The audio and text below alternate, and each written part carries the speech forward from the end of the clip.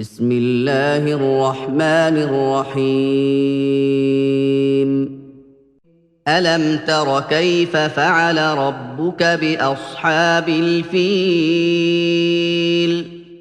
ألم يجعل كيدهم في تضليل وأرسل عليهم طيرا أبابيل ترميهم بحجارة من سجيل فجعلهم كعصف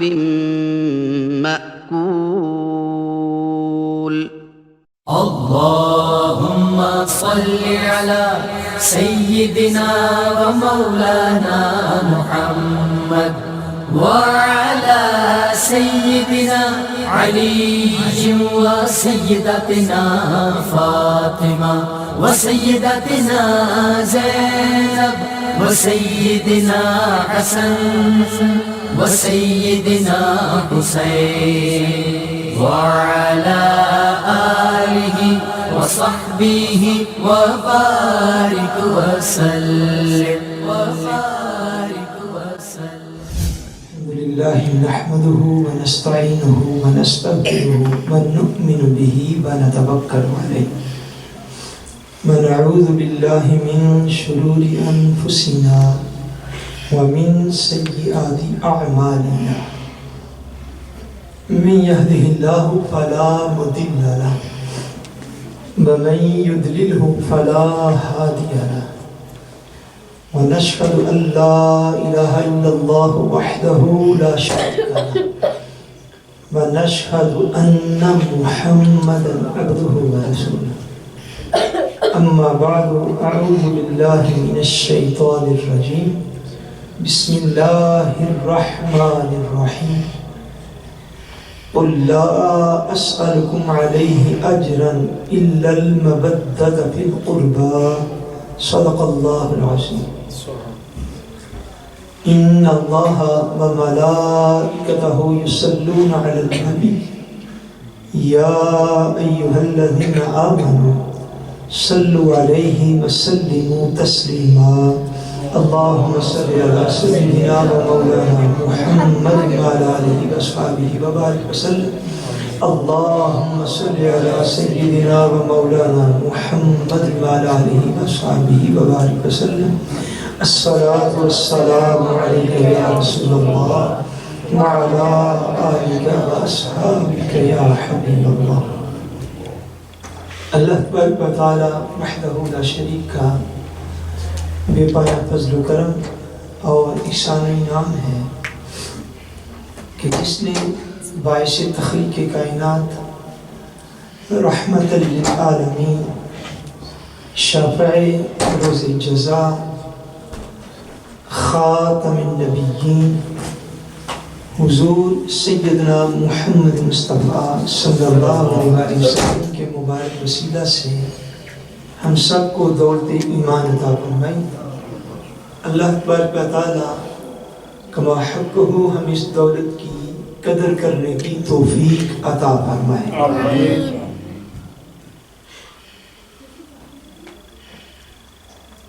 آج اپنی ترتیب باقیات کے مطابق ائمہ اہل بیت میں سے ہم نے ذکر خیر کرنا تھا حضرت امام الائمہ تاجدار اقلیم ولایت حضرت سیدنا امام موسیٰ کاظم رضی اللہ تعالیٰ عنہ. جس ترتیب کے ساتھ ہم ذکر پاک کرتے آ رہے ہیں اس سے قبل ہم حضرت امام العابدین امام القائمین حضرت سیدنا امام زین العابدین رضی اللہ تعالیٰ عنہ آپ کا ذکر خیر کیا. اس کے بعد حضرت سیدنا امام محمد باقر رضی اللہ تعالیٰ عنہ آپ کا ذکر خیر ہوا. اور اس کے بعد سید الاسفیاء حضرت سیدنا امام جعفر الصادق رضی اللہ تعالیٰ عنہ، ان کا ذکر طیب ہوا۔ تو آج کی نشست میں آپ کے صاحبزادے اور امام حضرت سیدنا امام موسیٰ کاظم رضی اللہ تعالیٰ عنہ، ان کا ذکر خیر مقصود تھا، لیکن چونکہ میں اب آپ کو دیر نہیں کرنا چاہتا، آپ کا خیال مجھے اپنے آپ سے زیادہ ہوتا ہے، میں کسی مصروفیت کی وجہ سے چونکہ بروقت آج نہیں آ سکا، تو واقعات کربلا میں سے جو ہم ترتیب کے ساتھ کر رہے ہیں، ان واقعات شہادت میں سے ایک واقعہ جو ہے وہ آج عرض کیے دیتا ہوں، اور انشاءاللہ اللہ کریم کو منظور ہوا تو کل واقعات شہادت سے پہلے انشاءاللہ حضرت سیدنا امام موسیٰ کاظم رضی اللہ تعالیٰ عنہ ان کا ذکر باقی کیا جائے گا انشاءاللہ۔ کل پوچھ آ گئے آلمس تھا کل پوچھ انشاءاللہ۔ آپ کے دل میں ہے جو لوگ چونکہ جمعۃ المبارک پہ خواتین تو نہیں آتی، آپ لوگ مجھے اگر سامنے ہو کے بیٹھیں تو پھر مجھے آپ گردن گھما کے کیوں دیکھتے ہیں، تو بہتر آپ لوگ تھوڑے لیفٹ سائڈ پہ ہوتے ہیں، بیٹھنے کے آداب بھی بتاتے بخدا میرے بات سپورٹ ہوتے ہیں۔ اچھا میں کیا عرض کر رہا تھا، ہاں جمعۃ المبارک پہ اس کا ایک بڑا بنیادی دل ہے واقعہ کربلا کا، جس کو ہم نے جمعۃ المبارک پہ شروع کیا ہوا ہے، کیونکہ اب سادہ اس نشست میں تو اتنا وقت نہیں ہوتا، اور وہ میں نے اس جمعۃ المبارک کے ساتھ شروع کیا، اور اس کو عنوان ہے کردار یزید۔ کیا کردار یزید، کہ یزید کس کریکٹر کا مالک آدمی تھا، وہ میں نے جمعۃ المبارک پہ شروع کیا ہوا ہے۔ ہماری محترم جو سسٹرز جو تشریف لاتی ہیں وہ چونکہ جمعہ پہ نہیں ہوتی، اس لیے جب کبھی وہ لیکچرز آئیں تو آپ کو پوری کربلا کے واقعہ کی پوری تصویر آپ کے سامنے آ جائے گی، اور جو احباب جمعۃ المبارک پہ بھی ہوتے ہیں اور ان نشستوں میں بھی ہوتے ہیں، اللہ کریم ان کو سلامت رکھے، سب کو برکتیں عطا فرمائے۔ تو جو مستقل سننے والے ہیں ان کو انشاءاللہ اس واقعہ کا ایک ایک پہلو جو ہے وہ ان کی آنکھوں کے سامنے روز روشن کی طرح آ جائے گا انشاءاللہ۔ حضرت سیدنا امام حسین رضی اللہ تعالیٰ عنہ آپ کے معروف روایات کے مطابق کربلا میں جو آپ کے ساتھ رفقا اور اہل بیت اعظام سمیت جو لوگ شہید ہوئے ان کی تعداد 72 ہے، ان کی تعداد 72 ہے، مگر یہ روایات مختلف ہیں۔ ایک اور وہ بھی روایت معتبر ہے، اس کے مطابق حضرت سیدنا امام حسین رضی اللہ تعالیٰ عنہ کے رفقائے کار جو ہیں ان کی تعداد جو ہے وہ تقریباً 145 ہے، 145 کتنی تعداد ہے؟ 145 کی تعداد ہے۔ خاندان رسول کے وہ افراد جو شہید ہوئے ان کے سمیت، اور یہ جو 145 کے قریب جو افراد تھے حضرت امام حسین رضی اللہ تعالیٰ عنہ کے ساتھ، ان کا مقابلہ کرنے کے لیے جو سامنے یزیدی فوج موجود تھی اور جو کوفی موجود تھے، اس لشکر کی تعداد پر بھی مختلف روایات ہیں، مگر جو معتدل روایت جس پر زیادہ سیرت نگاروں نے انحصار کیا ہے، ان 145 افراد کا مقابلہ کرنے کے لیے جو یزیدی اور کوفی لشکر تھا اس کی تعداد تقریباً 30,000 کے قریب تھی۔ 30,000 کا لشکر آیا تھا ایک امام حسین رضی اللہ تعالیٰ عنہ کو روکنے کے۔ اس تعداد سے پتہ چلتا ہے کہ ان کے ذہنوں میں امام پاک کا رعب اور خوف موجود تھا۔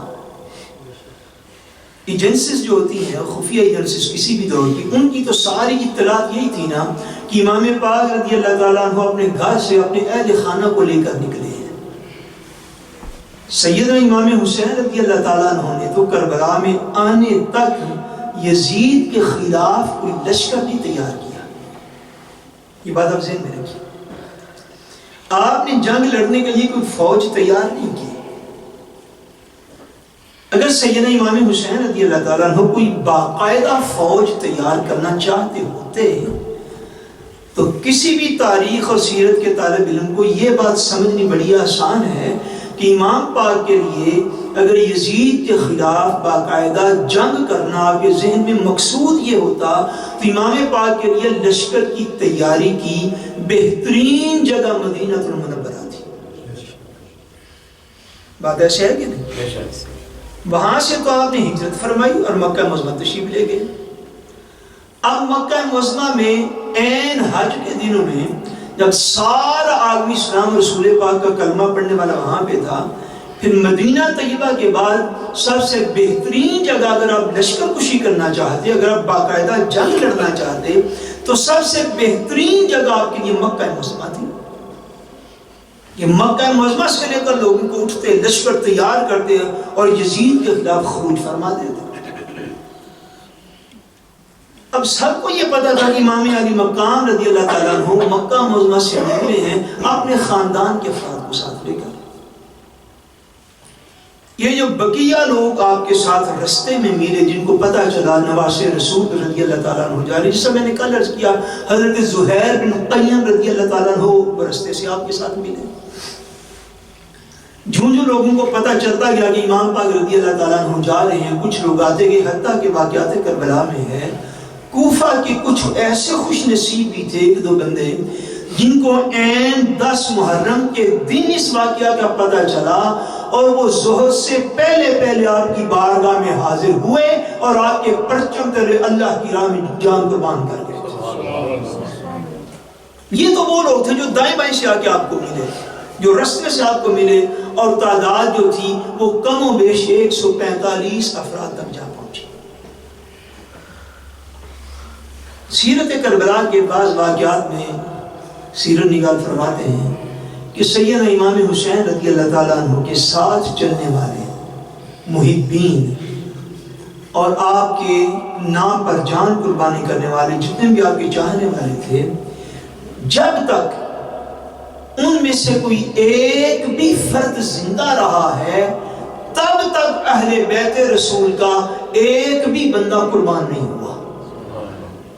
جو میں نے کل آپ کی ماپا کا فرمان سنایا تھا نا، آپ نے 10 محرم کی رات یہ ارشاد فرمایا، ان کو آپ نے فرمایا میں نے دنیا میں کسی کے ساتھی اتنے وفادار نہیں دیکھے جتنے حسین کے ساتھی وفادار. اور انہوں نے وفا کی ایسی مثالیں قائم کی کہ اہل بیت رسول کا کوئی بھی فرد شہید نہیں ہوا. ایک روایت کے مطابق اس وقت تک جب تک آپ کے سارے رفقائے کربلا میں شہید نہیں ہو گئے تھے. اور اہل بیت رسول کے مختلف روایات کے مطابق کم و بیش 16 افراد تھے خاندان رسول کے جنہوں نے کربلا کے میدان میں شہادت دی تھی. اور ان میں 6 ماہ کے چھوٹے سیدنا علی اصغر سے لے کر 56 سال کے سیدنا امام حسین رضی اللہ تعالیٰ عنہ تک سارے ہی لوگ اس کے اندر شامل تھے.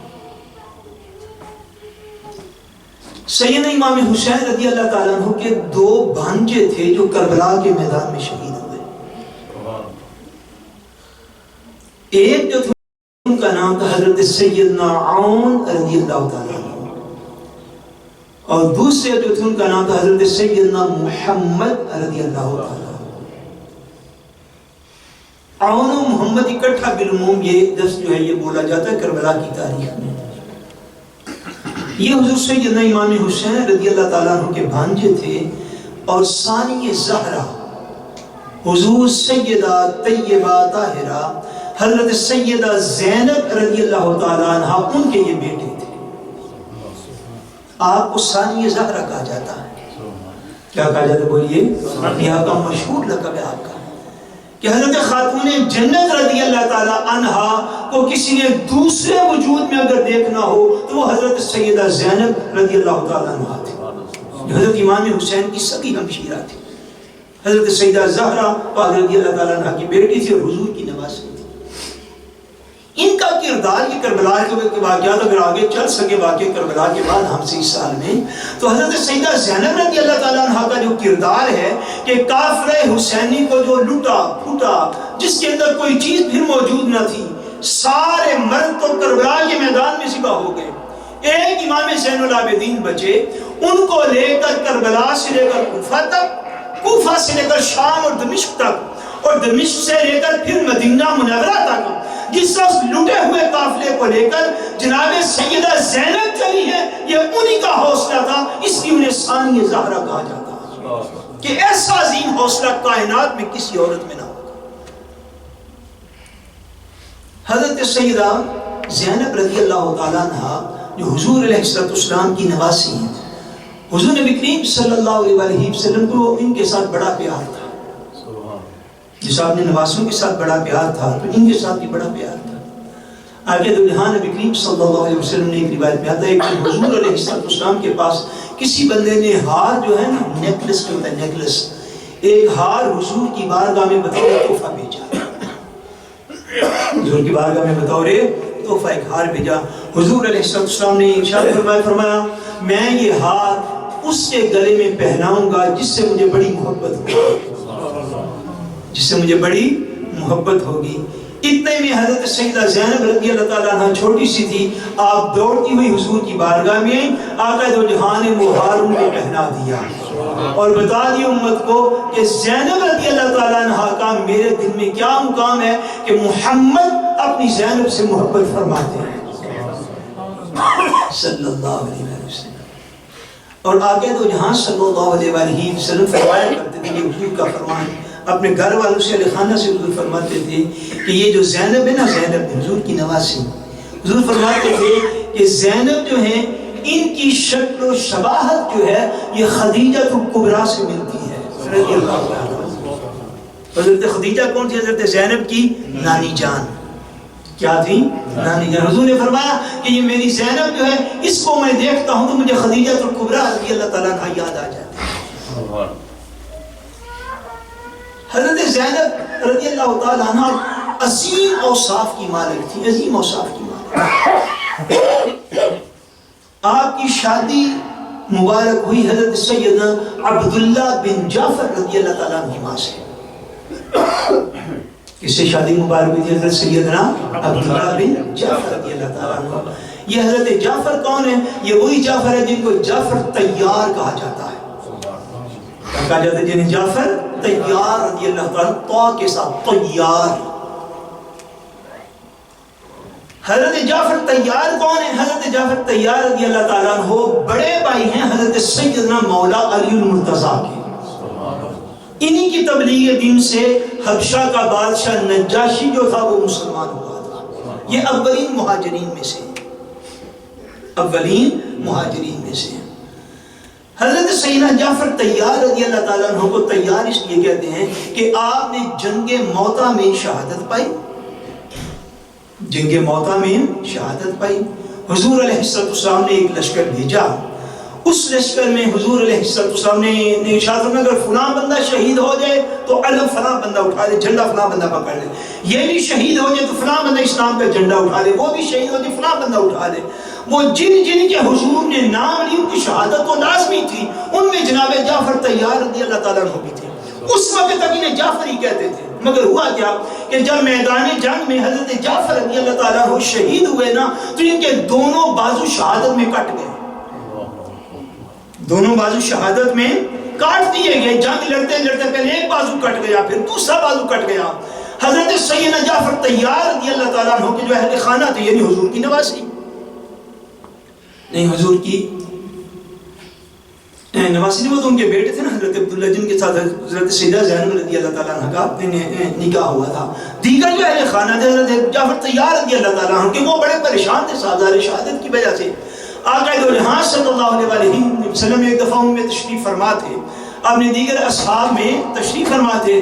حضور علیہ السلام نے ارشاد فرمایا کہ تم نے دیکھا کہ میدان جنگ میں جعفر کے بازو کٹ گئے، جعفر کے بازو کٹ گئے ہیں، تو اللہ کریم نے بعد شہادت ان کو 2 پر عطا فرما دی ہیں جس سے وہ جنت میں اڑتے پھرتے ہیں۔ اسم کو تیار کا تیار مطلب پرندہ، تیارہ اسی سے ہوتا ہے اردو میں. فرمایا وہ جعفر نہیں اب رہ گیا، وہ جعفر تیار ہو گیا ہے. فرمایا اللہ نے بازوں کی جگہ انہیں 2 پر عطا فرما دیے، جنت میں جہاں چاہتے ہیں کیا فرما ہو جاتے ہیں. وہ حضرت جعفر تیار رضی اللہ تعالیٰ عنہ، ان کے ساتھ زیادہ تھے حضرت عبداللہ. حضرت عبداللہ یعنی حضرت مولا علی پاک رضی اللہ تعالیٰ عنہ کے بھتیجے، مولا علی پاک رضی اللہ تعالیٰ عنہ کے بھتیجے. ان کے ساتھ شادی مبارک و نکاح مبارک ہوا تھا حضرت سیدہ زینب رضی اللہ تعالیٰ عنہ کا. حضرت سیدہ زینب رضی اللہ تعالیٰ عنہ ثانیہ زہرا رضی اللہ تعالیٰ عنہ. آپ کا نکاح مبارک ہوا تو ان سے اللہ کریم نے آپ کو یہ 2 بیٹے عطا فرمائے، حضرت سیدنا عون اور حضرت سیدنا محمد رضی اللہ تعالیٰ عنہما. یہ دونوں شہزادے ان سے تھے. حضرت سیدہ زینب پاک رضی اللہ تعالیٰ عنہ کا تھوڑا اور اگر میں ذکر کر دوں، میں نے سیرت کی کتب میں پڑھا ہے کہ حضرت سیدہ زینب رضی اللہ تعالیٰ عنہ جتنی دیر اپنے بابا کے گھر تھی، کون سے بابا؟ حضرت سیدنا مولا علی پاک رضی اللہ تعالیٰ عنہ، جتنی دیر تک ان کے گھر میں تھی تو گھر کا سارا انتظام جو ہے یہ حضرت سیدہ زینب رضی اللہ تعالیٰ عنہ خود فرماتی تھی. یعنی گھرداری میں، گھر کے امور میں آپ بڑی فرنگ تھی اور بڑی ذہانت کی مالک تھی. گھر کا سارا صفائی ستھرائی کا انتظام، کھانا پکانے کا انتظام، یہ سارے انتظام حضرت سیدہ زینب رضی اللہ تعالیٰ عنہ کے سپرد تھا.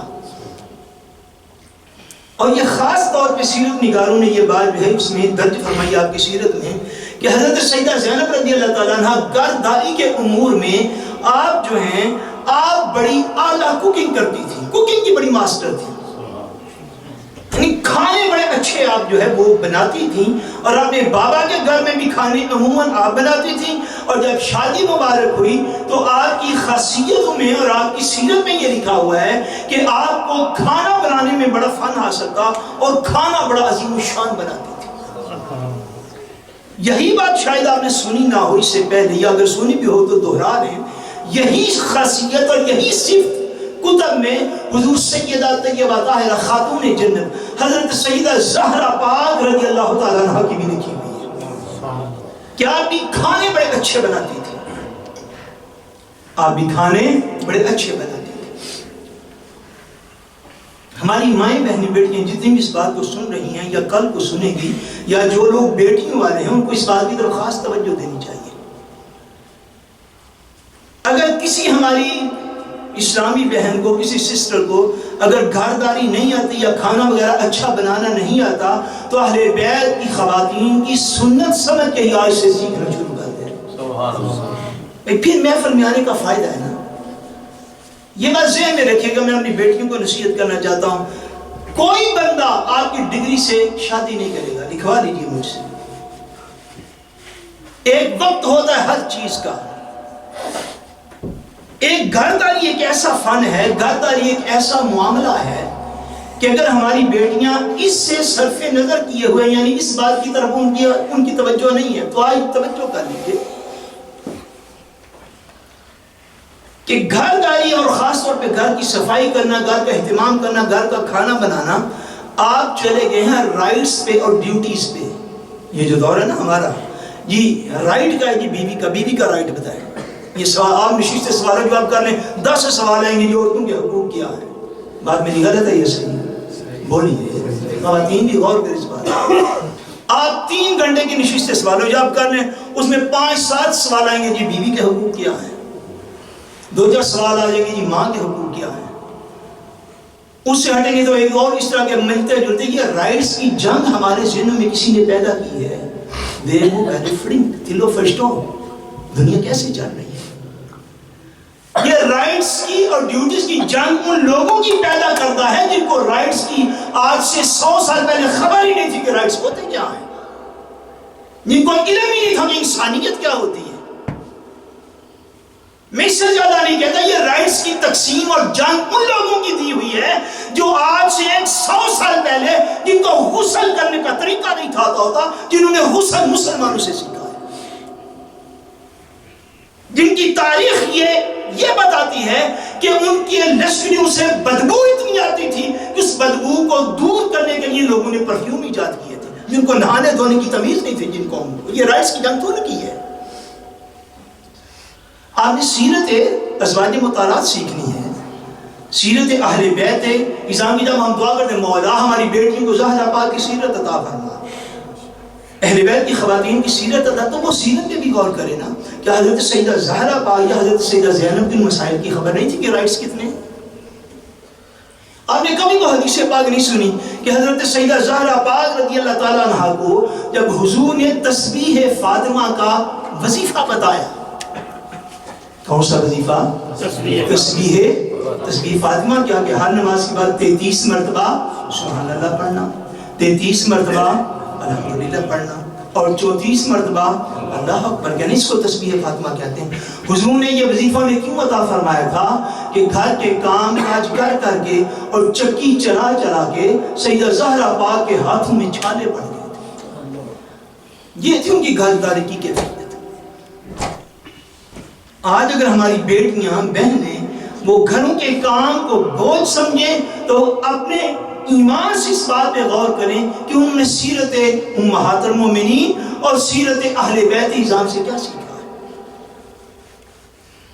حضرت سیدہ زہرا پاک رضی اللہ تعالیٰ عنہ, حضرت سیدہ زینب رضی اللہ تعالیٰ عنہ, ان کی سیرت کے باب وہاں پہ یہ جملے لکھے ہوئے ہیں کہ یہ کھانا بنانے میں بڑی مہارت رکھتی تھی اور گھر کا سارا انتظام ان کے سپرد ہوتا تھا. ہماری بیٹیاں بھی اس دور میں ایسی ہیں, ان کو موبائل سے فرصت ملے گی تو وہ گھر کا کام بھی کر ہی لیں گی نا. یہ بیماری ہمیں لگ گئی ہے, ایز اے قوم ہی لگ گئی ہے. امام صاحب سلام پھیرتے ہیں تو امام صاحب بھی فرائض اور سنتوں کے درمیان موبائل چیک کر لیتے ہیں, کوئی آفت نہیں آگے ادھرتے ہیں. اب مگر ہم آپ لوگوں کو کیا کریں؟ یہ حالت ہوگی مساجد مراکز. حضرت سیدہ زینب رضی اللہ تعالیٰ عنہ, میں عرض کر رہا ہوں, اب کھانا بنانے میں بڑا اعلیٰ فن رکھتی. آگے چلیے, آپ ایک ہمسایہ بیان کرتا ہے جب آپ کی شادی مبارک ہوئی مدینہ منورہ میں اپنے خامد کے گھر گئی, وہ کہتا ہے کہ میں آپ کا ہمسایہ تھا. وہ خامد, وہ بندہ کہتا ہے آپ کا ایک ہمسایہ, حضرت سیدہ زینب رضی اللہ تعالیٰ عنہ, وہ کہتے ہیں میں آپ کا ہمسایہ تھا. اور آپ کو پتہ ہے گھر جس وقت پاکستان میں بنتے ہیں یا یہاں پر ہیں, اس طرح کے گھر تو نہیں ہوتے نا پہلے. اب ہم اپنے بچپن کی اگر بات یاد کریں تو پہلے گھروں میں اگر کھلے کھلے صحن ہوا کرتے, ایسے ہی بات ہے نا. اب بھی پنجاب میں جائیں تو آپ کو پرانے مکان ایسے ملیں گے, یا بدور ہے ایتھوں میں چھت دے, ایتھوں میں چھت دے, ایتھوں میں چھت دے, نہ روشنی آوے تو نہ ہوا آوے. 2 سال بعد کہنا میں بڑا بیمار ہو گیا. انڈرسٹینڈ ہوا؟ پہلے مکان ایسے نہیں تھے, مکان کھلے کھلے ہوا کرتے تھے. اس سارے کنسپٹ کو ذہن میں رکھ کے یہ روایت سنیے جو میں عرض کرنا چاہتا ہوں. حضرت سیدہ زینب رضی اللہ تعالیٰ عنہ کا ہمسایہ کہتا ہے کہ سیدہ زینب رضی اللہ تعالیٰ عنہ کئی سال مجھے ان کے ہمسایہ ہونے کا شرف حاصل ہوا, کئی سال میں ان کا ہمسایہ رہا, تو میں ان کا ہمسایہ تھا. مگر وہ کہتا ہے کہ کئی سالوں میں نہ تو میں نے حضرت زینب کی آواز سنی, نہ ہی میں نے ان کے وجود کو دیکھا تھا. ہمسایہ ہونے کے بعد وہ کہتے ہیں میں نے نہ تو آپ کی آواز سنی, نہ کبھی آپ کے وجود اطہر کو, میں نے آپ کی قد و قامت سے بھی واقف نہیں تھا, آپ کی آواز سے بھی واقف نہیں تھا, حالانکہ میں آپ کا ہمسایہ تھا. میں یہ روایت پڑھتا ہوں تو میں کہتا ہوں جا یزید تو کتنا بدبخت تھا جس رسول کی بیٹی کی آواز اس کے ہمسایوں نے نہیں سنی. اس رسول کی بیٹی کو تیرے جبر کی وجہ سے کوفے کے بازار میں تقریریں کرنی پڑ گئی. اس رسول کی بیٹی کو دمشق کے درباروں میں تقریریں کرنی پڑی, جس کی آواز اس کے ہمسایوں نے ساری عمر نہ سنی, جس کا قد و قامت اس کے ہمسایوں نے ساری عمر نہ دیکھا. جا یزید تو کتنا بدبخت تھا کہ تیرے ظلم کی وجہ سے نبی کی نواسی کو کبھی کوفہ کے بازار میں تقریر کرنی پڑی, کبھی دمشق کے دربار میں تقریر کرنی پڑی.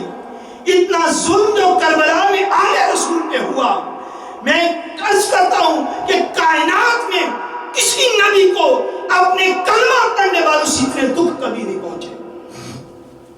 پڑھیے انبیاء کی تاریخ, خدا نے سوالات قوموں میں نبی نازل کیا. قرآن مجید کو اٹھا کے دیکھ لیجئے, جنہوں نے نبیوں کے کلمے پڑھے انہوں نے انبیاء کو تکلیف کوئی نہیں دی. بھئی سیدنا موسیٰ علیہ السلام کا جو مخالف تھا فرعون تھا, فرعون موسیٰ علیہ السلام کا کلمہ نہیں پڑھا اس نے. ابراہیم علیہ السلام کا مخالف اور تکلیفیں پہنچانے والا نمرود تھا، نمرود نے جناب ابراہیم کا کلمہ تو نہیں تھا پڑھا ہوا۔ حضرت عیسیٰ علیہ السلام کو تکلیف پہنچانے والے آپ کے دور کے جتنے لوگ تھے انہوں نے جناب عیسیٰ کا کلمہ تو نہیں تھا پڑھا ہوا۔ انبیاء کو جب بھی تکلیفیں پہنچائیں ان لوگوں نے پہنچائیں جنہوں نے ان کے کلمے نہیں پڑھے، جنہوں نے ان کو نبی نہیں مانا، جنہوں نے ان کو رسول نہیں مانا۔ کربلا کا واقعہ اتنا دلدوز اس لیے ہے، اندوہناک اس لیے ہے، افسوسناک اس لیے ہے کہ یہاں پہ نبی کی اولاد کو تکلیف پہنچانے والے وہ تھے جو اسی رسول کا کلمہ بھی پڑھتے تھے زبان سے۔ میں کہتا ہوں جن کی مدینہ منورہ میں کسی نے آواز نہ سنی، ان رسول اللہ کی نواسیوں کو کوفہ اور دمشق کے بازاروں میں لوگوں نے آوازیں سن لی۔ یہ سیدہ زینب رضی اللہ تعالیٰ عنہا تھی جن کے 2 بیٹے تھے۔ میں قربان جاؤں اس ماں کے حوصلے پر جس نے کربلا کے میدان میں امام حسین کو درخواست دے کے کہا میرے بھائی جان میں چاہتی ہوں کہ آپ کی شہادت میرے بیٹوں کے سامنے نہ ہو، میرے بیٹے بھی آپ کے نام پر قربان ہو جائیں۔